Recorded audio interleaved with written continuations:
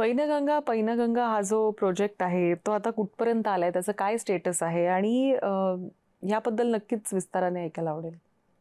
आता डी-पी-आर लेव्हलपर्यंत पोहोचलेलो आहे आणि कसं की नागपूर डिव्हिजन जे होतं वैनगंगेचं खोरं हे 20% पाण्याने अधिक्य आहे आणि इकडचं पैनगंगेचं खोरं जे आहे ते त्याचं पाण्याचं प्रमाण कमी आहे 20%.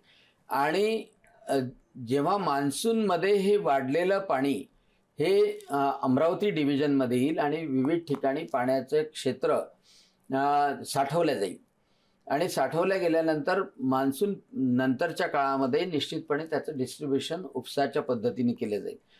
याच्यामध्ये 2 लाख हेक्टरपेक्षा जास्त जमीन सिंचनाखाली येणार आहे आणि खरं सांग का शेतकऱ्याला सर्वात महत्त्वाची गोष्ट असते की शेतीला पाणी. खरं. आणि शेतीला पाणी जर मिळालं तर सोनं पिकवतो शेतकरी. म्हणजे 2 पिकं तर अतिशय चांगल्या तऱ्हेने घेतो. 1.5 ते 2 पट उत्पन्न वाढतं.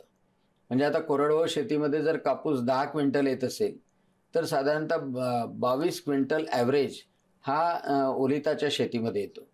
आणि त्याच्यामुळं विदर्भ का पाठीमागे पडला? कारण कोल्हापूरचं सिंचनाची क्षमता 130% होती.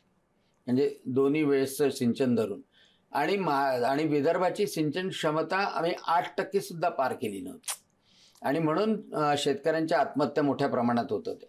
पण आता सिंचन क्षमता वाढवण्याचं काम निश्चितपणे याच्या अगोदर पूर्ण झालेले प्रकल्प आणि या वैनगंगा पैनगंगेच्या माध्यमातून जे प्रकल्प पूर्ण होतील त्या माध्यमातून सिंचन क्षमता वाढेल आणि त्याच्यामुळे शेतकऱ्याचं उत्पन्नही वाढेल.